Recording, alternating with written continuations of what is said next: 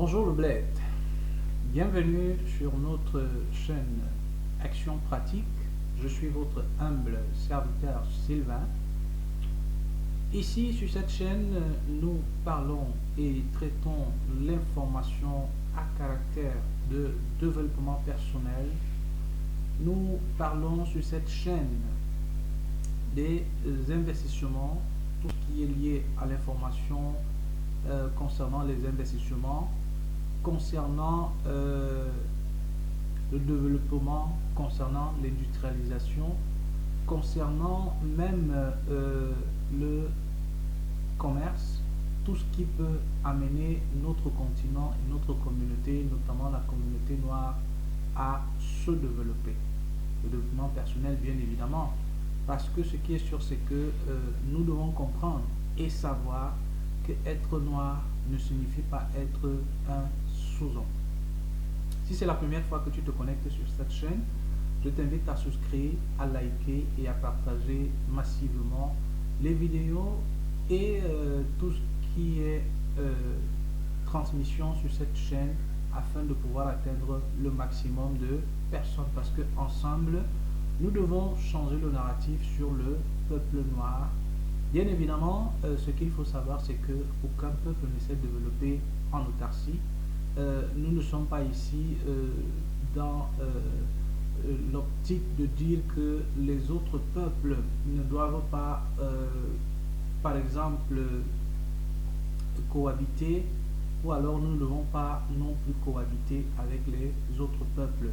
Tout simplement, je voudrais ici sur cette chaîne vous faire comprendre que si vous êtes noir, si vous venez du continent africain, si vous êtes ressortissant du continent africain et que vous vous trouvez à quelques endroits que ce soit sur le globe terrestre, vous ne devez pas vous considérer comme un sous-homme. Ce qui est sûr, c'est que puisque vous êtes de couleur noire, vous avez une peau, comme j'ai l'habitude de le dire, est-ce que nous sommes même noirs? Ça, je me pose des questions, parce que si on met du noir dans une vidéo, je parlais de ça, parce que si vous prenez le téléphone là, vous le mettez à côté de moi, je me pose bien la question. Donc, c'est pas l'objectif du jour dans l'édition de Bonjour le Bled d'aujourd'hui. Tout simplement, ce que je voudrais vous faire comprendre, c'est que lorsque vous êtes donc de cette couleur, au milieu, lorsque vous sortez du continent africain, notamment au sud du Sahara, et que vous vous retrouvez en Occident, pardon, en Orient, au Moyen-Orient, en Asie, ce qui est sûr, c'est que puisque vous avez une autre couleur de peau différente de celle qui représente la majorité dans la masse, ce qui est sûr, c'est que vous serez remarqué. Ça, c'est ce qu'il faut déjà comprendre. Et maintenant, ce que je vous invite à faire, c'est qu'il va donc falloir vous faire remarquer positivement. Parce que l'image qui a toujours été vendue, ce qui a toujours été, je veux dire, propagé, ce qui a toujours été narré par les autres, parce que nous avons laissé, pas peut-être parce que nos aïeux, nos grands-parents l'ont voulu, et même jusqu'à peut-être très récemment nos parents, que notre histoire, oui, je vais le dire ainsi, notre histoire soit narrée par les autres, parce que comme j'ai l'habitude de le dire, et ce n'est pas, ce concept ne vient pas de moi, beaucoup d'autres personnes l'ont toujours dit, et comme vous le savez, c'est que l'histoire est racontée par le vainqueur. Donc il y a eu certains événements, il y a eu succession des événements, comme vous savez, dans les siècles passés, et à un certain moment de l'histoire de l'humanité, il y a eu des bouleversements, il y a eu des confrontations, et l'histoire a été narrée par ceux, je le dis bien, entre guillemets, qui ont été proclamés vainqueurs. Alors, ils ont narré l'histoire à leur façon. Je pense que les conditions sont assez réunies aujourd'hui et que nous avons acquis, je veux le dire ainsi, hein, de nouveau ou une nouvelle fois, les compétences, les qualités. Nous avons appris également, l'instruction a été autant en Afrique subsaharienne qu'en Afrique orientale, en Afrique méridionale, en Afrique de l'Est, en Afrique du Nord. Et au jour d'aujourd'hui, nous pouvons parler sur la scène internationale en termes de connaissances, en termes d'apprentissage, en termes d'instruction. Sur la scène internationale, nous pouvons apporter notre pierre à l'édifice, nous pouvons apporter notre pierre à l'édifice, à l'édification, pour que le monde qui est un monde aujourd'hui en plein bouleversement, en pleine mutation, dans ce monde bipolaire, de pouvoir apporter ou de faire entendre notre voix à tous les niveaux. Mais comme j'ai l'habitude de dire, c'est le pouvoir économique qui fait bouger les lignes, c'est le pouvoir économique qui fait bouger les choses, c'est le pouvoir économique qui fait en sorte que vous puissiez vous faire entendre. Quand je parle du pouvoir économique, notamment ici, il va falloir visualiser tout ce qui est capacité à transformer, tout ce qui est capacité à produire, tout ce qui est capacité à commercialiser avec les autres peuples, à commercer, je veux dire, hein, la capacité à commercer. Avant de commercialiser, il faut être capable de commercer avec les autres peuples. Et comme j'ai l'habitude de le dire, aucun peuple ne peut se développer en autarcie. C'est vrai qu'il y a des pans de l'économie, il y a des aspects, il y a des choses qu'il va falloir faire en interne, mais nous devons également, parce que le monde aujourd'hui, par exemple avec l'outil Internet, est devenu, je le dis ainsi, hein, ce terme ne vient pas de moi, vous êtes sans doute, vous êtes sans ignorer, je vais le dire ainsi, pardonnez, que Internet a rendu le monde aujourd'hui, hein, je veux dire ainsi, un village planétaire. Ceci étant, dans cette édition d'aujourd'hui, ce que je voudrais également qu'on puisse développer, je voudrais parler d'un phénomène qui, ma foi, après certaines analyses, après des temps d'observation, des recherches, je me rends compte que beaucoup d'Africains, beaucoup de personnes issues du continent au sud du Sahara, dans la majorité, hein, je veux dire ainsi, pas tout le monde, notamment en ce qui concerne la tranche de la population entre 15 et 30 ans, beaucoup de personnes veulent devenir riches sans pour autant payer le prix. C'est vrai qu'au jour d'aujourd'hui, l'avènement depuis la fin des années 70, début des années 80, jusqu'à toutes les évolutions et tous les changements que vous avez bien évidemment assisté, entendu, écouté, l'avènement de l'Internet, l'avènement de l'outil informatique, qui est pour moi une très grande révolution après la révolution industrielle du 19e siècle, également qui a pris des propensions très élevées au 21e siècle, 20e et également le 21e siècle.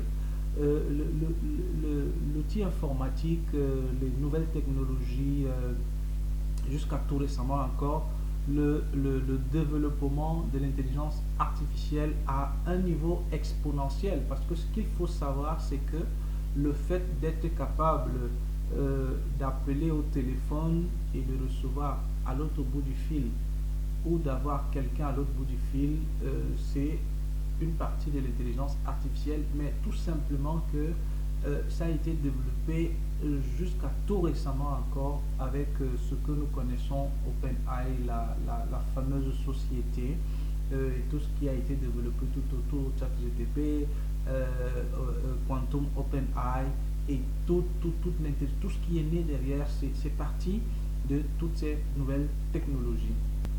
Donc, je voudrais également ici convoquer, appeler l'intelligence du peuple noir, et également à regarder ça de très près. Parce que, comme j'ai dit à l'entame de mon propos, ce sont les vainqueurs qui narrent l'histoire. Ce sont les vainqueurs qui écrivent l'histoire. Parce que, comme je l'ai si bien dit, est-ce que cela a été du propre chef de nos aïeux, de nos ancêtres? que l'histoire soit narrée, de laisser que les autres narrent notre histoire, je ne le pense pas, parce que, je vais le dire ainsi, je ne le dirai jamais assez, parce que ce sont les vainqueurs qui narrent l'histoire. Mais au jour d'aujourd'hui, le contexte a totalement, je dirais, complètement changé. Les choses se présentent d'une autre manière, d'une autre façon. Mais est-ce que nous, en tant que Noirs, en tant que peuple africain issu du sud du Sahara, nous allons encore regarder, voir les autres écrire l'histoire sans que nous ne faisions partie de cette narration? Parce qu'au jour d'aujourd'hui, je vais véritablement essayer de présenter la chose telle qu'elle est, à mon avis, à mon sens. Lorsque vous êtes noir et que vous êtes hors du sol du sud du Sahara, c'est-à-dire du globe terrestre qui représente le sud du Sahara comme on l'a appelé, vous avez l'impression que vous n'êtes pas à la hauteur, ou vous ne pouvez pas apporter du vôtre. Mais ce qui est totalement faux. Pourquoi? Parce que depuis des lustres, il y a un narratif qui a été fait. Et cela a commencé à jouer dans le subconscient, dans la mentalité, je le dirais ainsi, hein, dans le subconscient de beaucoup de personnes de cette zone du continent et même une partie du Maghreb. Parce qu'on vous a fait croire que lorsqu'on est noir, on ne peut rien. Lorsqu'on est noir, on ne peut rien apporter. Lorsqu'on est noir, on ne peut pas s'en sortir. On exceptionnalise, je vais dire ainsi, même des réussites des personnes à la peau noire. Je veux le dire comme ça. Vous allez vous poser la question, pourquoi est-ce que ceux-là qui sont des descendants d'esclaves, par exemple, aux États-Unis, dans cette communauté, par exemple, lorsque vous êtes un Africain sorti du sud du Sahara et que vous vivez, par exemple, dans des zones, dans certaines zones, hein, et c'est pas à tous les niveaux, c'est pas un phénomène global généralisé, mais je veux parler aussi de certains cas parce que certainement vous vivez en Amérique, sur le continent américain ou en Asie, je ne sais pas. Vous avez entendu, vous avez vécu, vous avez écouté certaines, vous avez été mis au courant, je vais le dire ainsi, de certaines scènes qui se sont déroulées. Ceux-là qui sont descendants d'esclaves, notamment au niveau de l'Amérique du Nord, plus précisément au niveau des États-Unis, ne veulent pas pour la plupart être assimilés aux ressortissants, hein, je vais le dire, de l'Afrique subsaharienne. Pourquoi? Parce qu'il y a une image, qui a été vendue, il y a une image qui a été propagée, il y a une image qui a été relayée depuis fort longtemps, comme je le dis, par ceux-là qui n'ont aucun intérêt ou qui n'avaient aucun intérêt à ce qu'on regarde ce peuple-là aussi comme un peuple. Parce que j'ai l'habitude de le dire, personne ne viendra arranger votre maison ou mettre de l'ordre dans votre maison mieux que vous-même. Donc l'image a toujours été celle négative, l'Africain qui souffre, l'Africain qui n'a pas d'eau potable, l'Africain qui ne mange pas, l'Africain qui ne mange pas à sa faim, l'Africain qui ne peut rien, l'Africain qui est un homme sous-homme, je vais le dire ainsi, hein, permettez le terme. Donc, ce qui fait que ces gens-là se disent, mais nous, quand même, bien qu'on soit noir de peau, je vais ici, entre guillemets, accepter le terme noir, parce que j'ai l'habitude de dire, la race, le noir, le blanc et tout ce qu'il y a, est-ce que c'est des termes appropriés? Bon, je ne veux pas ici faire un débat de sémantique et autres. On va prendre des choses telles qu'elles sont déjà. Quelqu'un disait, je ne veux pas inventer la roue, parce que ce serait un débat très long. Mais il y a des choses à remettre en question. Pour revenir donc dans le vif du sujet de ce que j'étais en train de dire, pour pouvoir vous faire comprendre là où je vais, et l'idée ici à développer, c'est que cette façon et cette image et ce reflet qui a été assimilé au peuple noir, c'est-à-dire le noir qui ne peut rien, le noir qui n'a rien, le noir qui est sous-homme, le noir qui ne peut pas, qui sort dessus du Sahara. Déjà pour aller en Occident, il va falloir passer par le désert, il va falloir que il travaille très dur, parfois il est arnaqué, il souffre tellement, et puis il arrive en Occident, entre guillemets, la terre promise, entre guillemets, je le dis bien, le paradis sur terre, je le dis bien entre guillemets. Alors, il arrive là dans des embarcations de fortune. Alors, vous voyez cette image-là qui a fait le tour des médias, aujourd'hui des réseaux sociaux, à une échelle, je te dirais, jamais assez. Et vous êtes d'accord avec moi que cela a été propagé, cela a été vendu pendant beaucoup de temps. Et ce qui est resté collé dans notre cerveau, dans le subconscient de beaucoup de personnes, ce qui a bercé même beaucoup d'entre nous, lorsque nous étions encore bébés dans notre enfance, dans la tendre enfance, c'est que en Afrique il n'y a rien, il y a la pauvreté, il y a la guerre, il y a la misère. Alors les gens ne sont pas intelligents, les gens ne peuvent pas se développer, les gens ne savent rien faire là-bas. C'est des gens qui n'ont aucune compétence, aucune qualification. D'où le terme déjà pays sous-développé. Alors, c'est normal. Moi, je comprends le raisonnement de ces personnes-là qui ne veulent pas, disant, oui, nous sommes déjà noirs, nous avons un problème. Nos parents, nos aïeux, nos arrières grands-parents sont venus ici. Pas nos parents, nos aïeux, nos grands-parents sont venus ici, nos arrière grands-parents, en tant qu'esclaves. Alors, ils ont été esclavagisés. Arrivé à un moment, l'esclavage a été aboli et nous sommes nés ici malgré que étant nés là-bas sur le sol américain, ayant la nationalité américaine par naissance,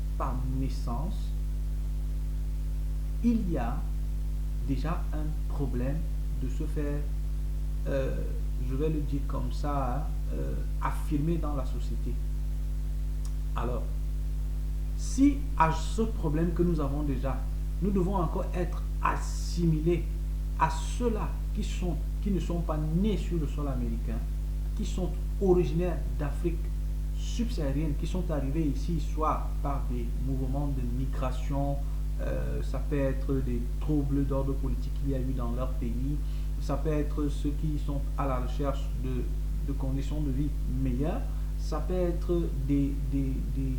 comment je veux dire, des migrations économiques, parce qu'il y a des gens qui peuvent se déplacer, qui ont des moyens ici, mais qui se disent je vais là parce que je vais aller faire des investissements. Beaucoup ont quitté l'Afrique de cette manière et aller par exemple dans cette zone du globe là aujourd'hui qu'on appelle l'Amérique du Nord particulièrement. Alors, ou alors pour des études, ça dépend de quel motif. Déjà avec cette image, avec ce problème que ceux-là vivent déjà sur le territoire qui les a vus naître, parce qu'ils sont noirs, alors ils ne voudraient pas à ce problème en ajouter un autre, je dirais entre guillemets. Pourquoi? Parce que les choses ont été présentées de cette manière-là.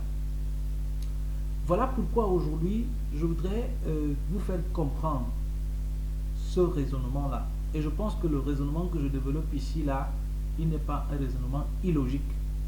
Vous allez analyser, vous me dites en commentaire si ce que j'ai présenté ici dans cette première partie de Bonjour le Bled, si est-ce que ce raisonnement et cette façon de développer que j'ai eu à présenter ici là n'est pas logique. Quand je dis cela, je vais passer dans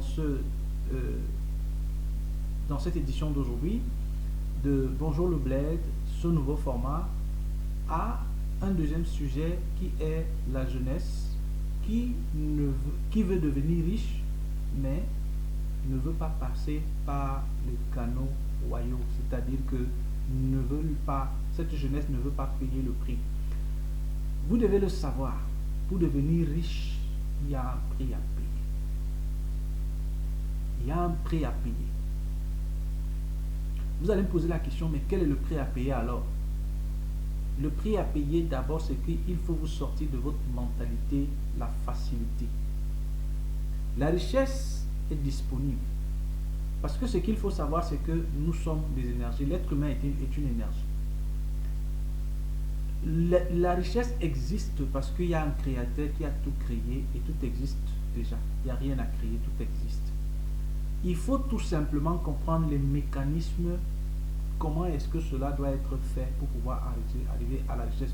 Je parle d'une richesse de manière normée, de manière graduelle, pour pouvoir partir d'une étape à une autre, jusqu'à ce que nous pouvons donc arriver au sommet. Il y a des étapes à suivre, il y a des canaux à respecter. Vous ne pouvez pas devenir riche de manière véritable et vérifiable du jour au lendemain en un claquement de doigts. Prenez n'importe quel domaine, dites-moi, donnez un exemple, je vous dirai qu'il y a des canaux à suivre, il y a des bases. À la base, c'est le travail. Vous allez me poser la question, comment? Je vous dirai que c'est le travail. Prenez l'exemple du football. Prenez l'exemple du tennis. Prenez en fait le sport en général, le sport de haut niveau. Vous allez voir que tous les sportifs de haut niveau qui sont rémunérés à des centaines de millions d'euros, de dollars, c'est des gens qui travaillent plus que les autres. Il va falloir vous démarquer du lot. C'est la première règle. Vous démarquez du lot. Regardez, prenez l'exemple, je vais parler ici du football. Parce que beaucoup aujourd'hui veulent devenir footballeurs, veulent devenir milliardaires dans le football. Tout le monde veut devenir footballeur. D'accord. Vous êtes jeune, vous avez 15 ans, c'est bien d'aller dans une école de football. Vous voulez devenir tenniswoman, vous voulez devenir tennisman. Alors, vous devez travailler. Parce qu'il y a des dizaines, voire même des milliers, des dizaines de milliers de personnes qui font comme vous. Mais qu'est-ce qui va vous démarquer du lot pour que maintenant, les grands clubs, les grands managers, les grandes marques puissent commencer à s'intéresser à vous? C'est vous devez sortir du lot. Pour sortir du lot, vous allez devoir travailler double. Ça, je vous le dis ainsi. Vous allez devoir travailler double et plus que tout le monde. Je vais vous présenter ici un cas que vous connaissez tous, vous, pour ceux qui s'intéressent au sport, notamment au football. Je pense que vous avez vu l'interview ou alors l'émission sur les débuts de Cristiano Ronaldo. Comment est-ce qu'il travaille? C'est une machine. Vous êtes d'accord avec moi que quelqu'un qui travaille comme ça, c'est tout à fait normal qu'il soit blindé de fric. Mais vous ne travaillez pas. Vous êtes jeune. Comment est-ce que vous pouvez commencer à jouer au football aujourd'hui et vous voulez avoir je vais dire ainsi, le même salaire où vous comparez à un Cristiano Ronaldo? Vous avez vu comment il a commencé, vous avez vu par là où il est passé, vous connaissez son cheminement et comment, bien qu'il était déjà meilleur, il a dit pour que je sois plus meilleur, il va falloir me donner les moyens de ma politique. Je vais prendre l'exemple, je peux vous présenter comme cela Zlatan Ibrahimovic, je vais vous présenter Alan, je vais vous présenter Kylian Mbappé, que vous connaissez tous, qui est un Africain, parce que vous allez me dire non, les autres sont blancs, les autres sont ceci, les autres. Regardez le cas de Kylian Mbappé. Aujourd'hui, on est en train de lui proposer 700 millions, avec tout ce que vous connaissez, ce contrat et tout ce qu'il y a eu. On est en train de lui proposer 700 millions de dollars. 700 millions de dollars pour signer un contrat avec un club pour quitter le Paris Saint-Germain. Je ne vais pas rentrer dans les débats de fond et tout, je vous présente la chose. Vous pensez que si Kylian Mbappé, nous avons vu, il a gagné la Coupe du Monde, s'il n'avait pas la compétence, la capacité, non seulement la compétence, la capacité, mais il a déjà, dites qu'il est né avec un don de savoir taper au ballon, d'accord, mais il a fallu qu'il travaille dur. Il travaille dur, oui, vous allez dire que non, il n'y a pas, on ne nous a pas montré son cheminement, mais vous avez vu professionnellement comment il a évolué. Peut-être il va falloir qu'il fasse des vidéos, comment il travaille, comme Cristiano Ronaldo vous a montré des vidéos là où il travaille quand tout le monde rentre, il rentre de l'entraînement, il va aux entraînements avec tout le monde. Mais après l'entraînement, vous avez écouté Patrice Evra qui a parlé de Cristiano. Il y a bien d'autres joueurs qui ont fait des témoignages qui vous ont dit que mais c'est une machine. C'est une machine. Mais vous travaillez 8 heures. Vous travaillez 8 heures et vous voulez devenir milliardaire. Vous ne pouvez pas. Je ne vous dis pas ici, parce que c'est un autre aspect de la chose dont je parlerai, je développerai plus dans d'autres éditions, si Dieu le permet. Donc, c'est que vous devez travailler dur. Je ne vous dis pas d'échanger votre temps contre l'argent, parce que si vous changez le temps contre l'argent, vous n'allez jamais devenir riche. Mais je vous dis de travailler dur, de travailler plus que tout le monde et de sortir du lot. Vous devez travailler dur, vous devez développer votre propre stratégie, que ce soit dans le football. Quand Cristiano Ronaldo, par exemple, a compris que pour que je sois meilleur, je vous parle de son exemple parce que c'est un exemple, nous avons tous vu les vidéos, nous avons vu des interviews, nous avons vu ce qu'il fait après les entraînements, comment il le fait chez lui. Il était déjà bon, il a commencé parce que il faut... Ce que je voudrais également vous dire ici, c'est qu'il faut provoquer. Il faut provoquer l'opportunité. Parce que vous ne pouvez pas être certainement dans le domaine du football, mais vous êtes dans les affaires, quel que soit le domaine, vous devez provoquer l'opportunité. Donc, ce que je voudrais vous dire ici en premier, c'est qu'il y a des canaux. Ces canaux, c'est que la première des choses, c'est que vous devez enlever de votre esprit. Il faut bannir de votre esprit la facilité. Personne, je le dis, personne ne peut devenir riche de manière véritable et vérifiable si il prône la facilité. Allez dans la Bible, vous allez me dire, ah, c'est des religions importées par les autres. C'est que vous n'avez rien compris. Toutes les lois du monde, prenez quelques pays que ce soit dans le monde, je vous dis, preuve à l'appui, si vous avez la possibilité de vous rapprocher de certains dirigeants ou des membres des gouvernements de certains pays, toutes les lois du monde entier, de tous les pays du monde entier sont calquées sur la Bible. N'en déplaise à ceux qui nous écoutent, dites ce que vous voulez. Je vous dis que toutes les lois de toutes les nations, les 199 nations reconnues aujourd'hui qui existent, je vous dis que toutes les lois de ces nations, de ces États, sont calquées sur la Bible. Il y a eu des modifications, il y a eu ceci, mais le départ, c'est la Bible. Je vous le dis, que toutes les lois de toutes les nations sont calquées sur la Bible. Maintenant, les gens sont venus modifier, on est venu ajouter ceci, on a mis ceci, mais la base, c'est la Bible. Quand j'ai dit ça, je reviens, parce que je ne vais pas rentrer dans un débat religieux qui n'a pas de sens, qui est un non-sens. Parce que moi, je ne suis pas religieux. Mais pour ceux qui vont... Je l'ai dit pour que vous compreniez que la Bible est la base de toute loi. Maintenant, pardonnez, hein, ce qu'il fait, c'est le matin, c'est vrai, mais il fait chaud. Les moments de chaleur. Donc, quand vous avez enlevé la facilité, et que, je voulais dire, je vais parler de la Bible parce que je voulais vous dire que allez lire même dans la Bible, vous allez comprendre, vous allez voir l'histoire d'Isaac, le fils d'Abraham, combien de fois il a dû creuser un puits, il était berger, et que les gens sont venus le chasser et tout, et il a dû creuser une première fois, creuser une deuxième fois, c'est des exemples, vous pouvez prendre ça, c'est par analogie, vous pouvez faire une transposition par rapport à votre vie. Il a creusé une première fois, il a creusé une deuxième fois, il a fallu qu'il creuse une troisième fois, parce que quand il creuse la première fois, on vient lui dire ici c'est notre terre, ici c'est notre puits, mais il dit non, mais c'est mon père Abraham qui a creusé ce puits, et non, les Philistins viennent lui dire, mais mon ami, ça ce n'est pas, c'est notre puits, c'est notre terre. Il a dû quitter, il ne s'est pas bagarré avec ces gens, il a dû quitter, il a allé dans un second, ils sont encore venus dire la même chose, c'est au troisième puits. Il ne s'est pas arrêté parce que sinon ces bêtes devaient mourir de soif. Il fallait qu'il trouve la solution.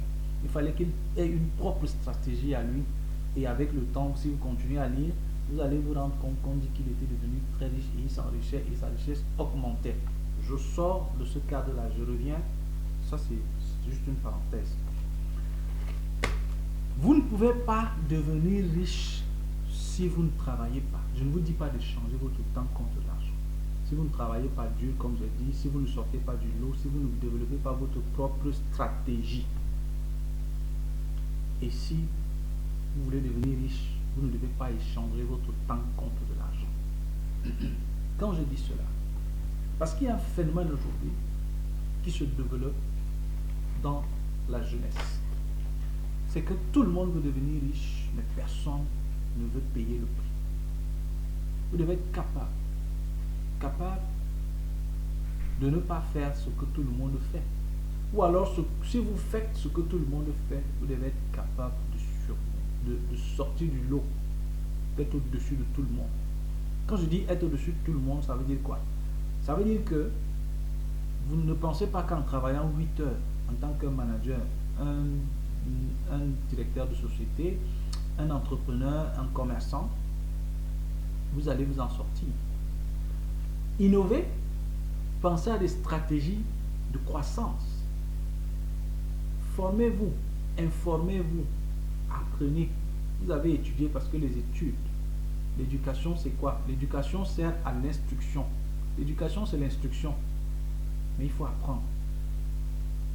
Parce que si vous n'apprenez pas, vous n'allez jamais devenir riche, vous n'allez jamais vous développer. Il faut apprendre. Il faut apprendre. Apprenez. Et n'attendez pas, si vous voulez devenir riche, que comme beaucoup de jeunes aujourd'hui font ce qu'on appelle vulgairement au bled la talakou. La talakou ne vous rendra jamais riche. Et ne pensez pas que pour devenir riche, ce sont les autres qui vont vous permettre de devenir riche. Non, ça, faux. Vous devez d'abord compter sur votre propre capital. Quand je parle de capital ici, je ne parle pas nécessairement d'argent. Parce que dans un processus de développement, dans un processus de croissance, d'entrepreneuriat et tout ce que vous voulez, l'argent vient en dernière position. Vous allez me dire, mais comment est-ce que je peux lancer un business sans argent si vous n'avez pas la compétence, si vous n'avez pas appris? Vous pouvez être un homme éduqué, vous pouvez être un homme instruit. Et si vous n'avez rien appris, vous ne pouvez pas. C'est pourquoi vous allez voir beaucoup de fonctionnaires qui sont éduqués, qui sont bardés de diplômes, mais qui finissent leur carrière dans la pauvreté, dans la misère. Vous savez pourquoi? Parce qu'ils n'ont rien appris. Parce qu'ils n'ont rien appris. Vous devez apprendre. On apprend à devenir riche. Je vous dis les choses crûment pour que vous compreniez. On apprend à devenir riche et il n'y a pas un âge pour apprendre. Il n'y a pas un âge pour apprendre. Il n'y a pas un sexe pour apprendre. Il n'y a pas quelque chose qui doit vous empêcher d'apprendre. Parce qu'au jour d'aujourd'hui, en tant que peuple noir, en tant qu'homme noir, nous avons le complexe. Ne pensez pas que tous les Occidentaux, tous les Orientaux, qui sont devenus riches ou qui sont riches, toutes ces grandes fortunes se sont formées en un claquement de doigts. Oui, vous allez me dire que beaucoup ont reçu des avantages, par exemple, de ces grandes familles qui étaient des maîtres esclavagistes, qui ont reçu des différents gouvernements, ça dépend du pays, des contreparties parce que ils ont été obligés, après la proclamation des lois d'abolition de l'esclavage, de laisser partir leurs ouvriers qui étaient des esclaves. D'accord. Mais, en majorité, ce n'est pas toujours vérité. Parce que ceux-mêmes qui ont reçu de manière directe ces compensations, des générations, 2, 3, 4 générations sont passées, et ceux-là qui ont hérité de ça ont dilapidé. Beaucoup ont perdu de ces fortunes. Mais il y a eu entre-temps aussi de nouvelles fortunes qui sont nées, de nouvelles classes sociales qui se sont développées. Et au jour d'aujourd'hui, ce que je voudrais vous faire comprendre, vous jeunesse, nous jeunesse, c'est que voici une ère qui se présente à nous. Une opportunité. L'outil informatique, Internet, l'intelligence artificielle, c'est une occasion pour le peuple noir de s'enrichir. C'est une occasion pour le peuple noir d'écrire sa propre histoire. C'est une occasion pour notre continent de rentrer dans la scène internationale. Nous avons les compétences, nous avons la main-d'œuvre, nous avons appris. Parce que comme je disais, si vous n'apprenez pas, vous ne pouvez pas devenir riche. Parce que tout le monde veut devenir riche, mais personne ne veut payer le prix. Pour devenir riche, par exemple, au jour d'aujourd'hui, il y a plein de métiers qui vous permettent, avec l'intelligence artificielle, de développer des compétences si vous apprenez, au lieu seulement d'étudier, après avoir étudié, parce que je vais faire un parallèle. Beaucoup ont échoué le bac, d'autres l'ont, bien évidemment, ont été admis.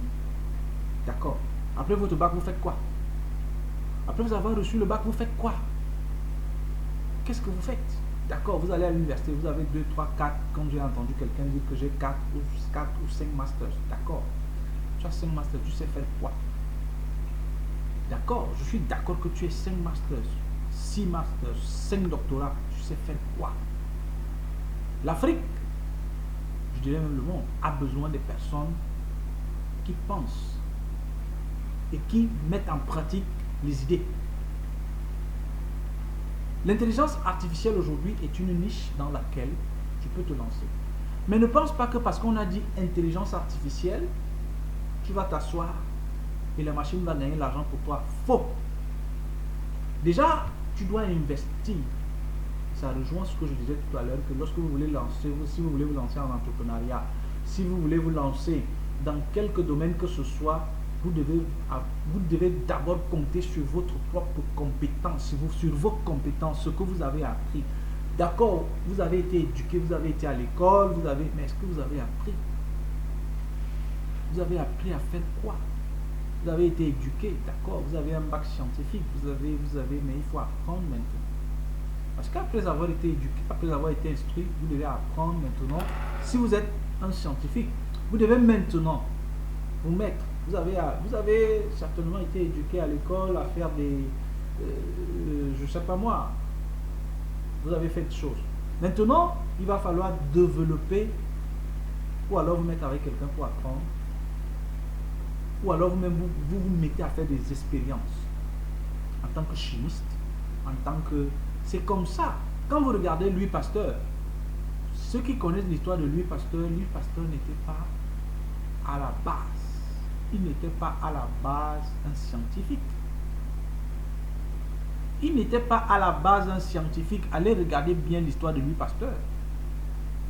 Vous allez voir qu'est-ce qui s'est passé pour qu'il en arrive là.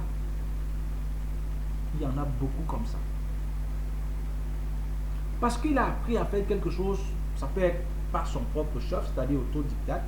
Ça peut être parce qu'il a été instruit, il a reçu des instructions, des connaissances intellectuelles qui lui permettent maintenant de mettre en exergue ces connaissances intellectuelles pour pouvoir mettre sur pied des systèmes, pour pouvoir mettre sur pied, c'est-à-dire qu'il a des connaissances scientifiques qui lui permettent maintenant de faire des expériences par lui-même, de faire aux autres.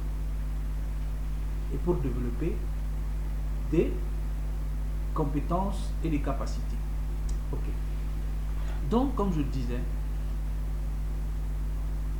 c'est vrai, il y a des hubs, par exemple comme en Côte d'Ivoire, au Kenya, qui se développent véritablement au niveau de l'intelligence artificielle et tout ce qui entoure le domaine informatique. C'est pourquoi vous allez vous rendre compte, par exemple, que des structures comme Google et autres se sont installées, par exemple, au Kenya, parce que ça devient très intéressant. Donc, il va falloir vous lancer dans ce domaine, par exemple. Mais si vous n'avez pas le capital, par exemple, pour lancer une entreprise, vous devez d'abord apprendre. Ou alors, si vous avez reçu des instructions, c'est-à-dire que vous avez été éduqué dans un domaine scientifique, vous pouvez d'abord vous mettre à travailler pour quelqu'un, pour constituer votre capital. Vous pouvez donc constituer ce capital. Vous n'êtes pas obligé également pour devenir riche si vous n'avez pas appris ou si vous n'avez pas les compétences, parce qu'il n'y a pas une école de la vie que celle de la vie même. Il n'y a pas une école de la vie que celle de la vie même. Alors, vous pouvez travailler parce que il y a une autre façon de prêcher là. Quand je dis prêcher entre guillemets, aujourd'hui sur les réseaux sociaux qui dit que si vous ne pouvez pas devenir riche si vous êtes employé, je dis faux et archi faux. Il y a deux façons de devenir riche. Vous pouvez décider de devenir riche parce que vous êtes entrepreneur, parce que vous avez vous créez une structure, vous en créez une deuxième, une troisième, une quatrième, ça dépend. Vous pouvez également devenir riche parce que vous êtes investisseur. Mais vous ne pouvez pas devenir riche si vous êtes investisseur dans un... Bon, ça dépend de votre portefeuille. Vous pouvez décider de devenir multi-investisseur, pardon. Donc, pour devenir investisseur, vous devez apprendre. Qu'est-ce que vous faites de votre temps libre? Vous devez apprendre, par exemple, comment est-ce qu'on fait du trading pour entrer, par exemple, en dehors du trading. Pardon. Comment est-ce que vous pouvez faire pour investir dans la bourse? Comment vous pouvez acheter des actions? Parce que ici, quand on va parler d'acheter les actions, beaucoup vont penser que pour acheter une action, il faut avoir des milliards. Je vous fais une révélation. Il y a des banques en Occident qui vendent des actions à 100 euros, 100 dollars, une action, d'autres même un peu moins. Vous allez donc me dire que vous n'avez pas 100 euros, vous n'avez pas 100 dollars, je ne pense pas. Bien évidemment, en Afrique,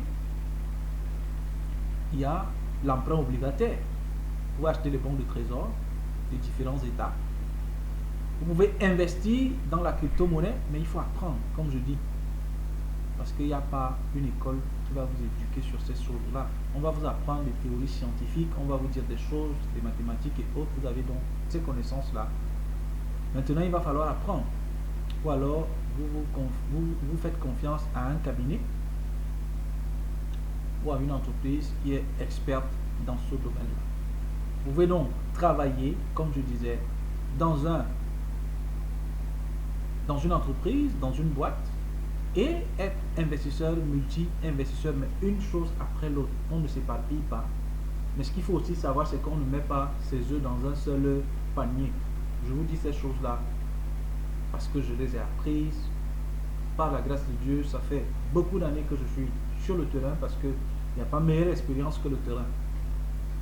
Certainement, si vous décidez de vous lancer dans le domaine de l'entrepreneuriat, il faut déjà vous armer de patience. Il faut savoir que dans le parcours d'un entrepreneur, l'échec est quelque chose de normal. Je dis bien et je répète, il faut savoir que dans le parcours d'un entrepreneur, l'échec est quelque chose de tout à fait normal. C'est-à-dire que quand je parle de l'échec, ne vous étonnez pas que vous montez une entreprise et que ça ne marche pas dans un certain secteur. Parce qu'on va vous dire, oui, un entrepreneur, c'est celui qui résout les problèmes. D'accord. Vous devez être capable d'identifier le problème et puis d'apporter les solutions. C'est ça l'entrepreneuriat. Identifier un problème et puis maintenant apporter des solutions et c'est comme ça que vous gagnez de l'argent. Mais il n'est pas impossible que vous fracassiez. Mais cela ne doit pas vous décourager parce que c'est là où vous allez apprendre.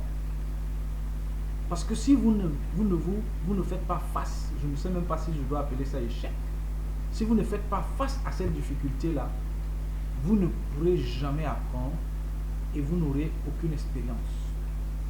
C'est tout à fait normal dans le parcours d'un entrepreneur de faire face à des difficultés, de voir son entreprise monter comme ceux qui sont dans le domaine du forex et autres disent, des bougies chinoises, des bougies japonaises, pardon. C'est comme ça, c'est-à-dire que ça monte comme ça là. Et puis, vous vous retrouvez au sommet, et puis après, vous tombez. C'est tout à fait normal dans le parcours d'un entrepreneur. Mais vous devez vous armer de patience et de courage et d'audace. Parce qu'un entrepreneur est quelqu'un de courageux. Un entrepreneur est ingénieux, un entrepreneur est audacieux dans le bon sens. Voilà les choses qui vont vous permettre de devenir riche. Parce que, comme je le dis, tout le monde veut devenir riche, mais personne ne veut payer le prix. Personne ne veut payer le prix. Personne ne prendra vos tâches. Personne, je le dis bien, personne ne prendra son argent et vous le donner parce que vous parlez bien. Personne ne prendra votre argent et vous le donner parce que vous parlez bien. Ceux à qui on a donné l'argent parce qu'ils parlaient bien, alors qu'ils n'avaient aucune compétence, ou alors c'était pas des personnes sérieuses. Vous avez vu, vous connaissez, vous avez des exemples sont légion. Et voilà pourquoi aujourd'hui certains systèmes pyramidales et autres ont escroqué et arnaqué beaucoup de personnes. Parce que ce qu'il faut savoir, c'est que pour devenir riche, ce n'est pas l'affaire d'un jour, ce n'est pas l'affaire de 2 jours, ce n'est pas l'affaire de 3 jours. C'est des étapes à suivre et ça prend du temps. Je ne vous parle même pas encore là de la liberté financière, je vous parle de l'enrichissement. Parce qu'il y a une chose entre être riche et être libre financièrement. Vous pouvez avoir beaucoup de richesses, vous pouvez avoir fait des investissements, vous pouvez avoir un patrimoine, mais vous n'êtes pas libre financièrement. Parce que c'est lorsqu'on est riche qu'on travaille maintenant pour atteindre sa liberté financière. Et je vais vous dire quelque chose ici pour conclure cette édition d'aujourd'hui dans Bonjour le Bled. Votre liberté financière est égale à la somme de vos dépenses mensuelles multipliées par 12 sur 8%. Je vais donner un exemple simple et je sors par là. Si vous avez 2000 $ de dépenses mensuelles, c'est-à-dire des dépenses courantes entre le loyer de votre maison, le carburant et tout ce que ou l'entretien, parce que vous pouvez être propriétaire de votre maison, les dépenses courantes, la ration, tout ce que vous pouvez imaginer, les carburants pour aller accompagner les enfants à l'école, ou alors je parle en général de dépenses courantes. 2000 $. Vous multipliez les 2000 $ par 12, ce qui vous fait 24 000 $, et vous divisez ça par 8%, ça va vous donner 300 000 $. C'est ça votre liberté financière. Je reprends pour ceux qui n'ont pas saisi. Votre liberté financière, je vous ai parlé de la richesse, je vous ai parlé des étapes, je vais encore développer dans une autre édition. Mais beaucoup aujourd'hui parlent de la richesse, ils tombent directement à la liberté financière. Je vous donne juste une petite règle parce que la liberté financière c'est trop long, c'est trop profond. Il y a des choses, il y a des étapes.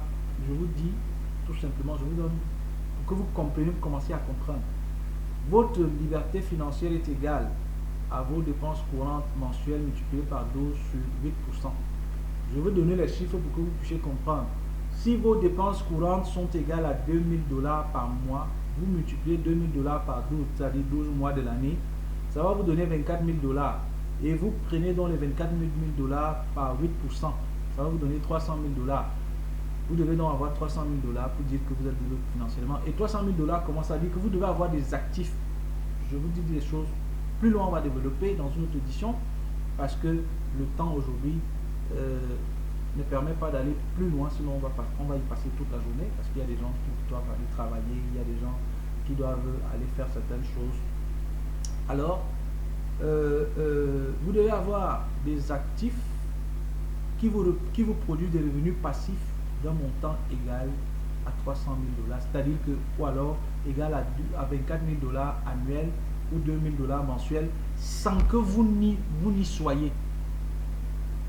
Écoutez bien ce que je dis, c'est-à-dire que ça n'a pas besoin de votre présence physique journalière ou quotidienne pour que ces revenus-là soient produits. C'est-à-dire que vous travaillez ou pas, vous avez cette production mensuelle.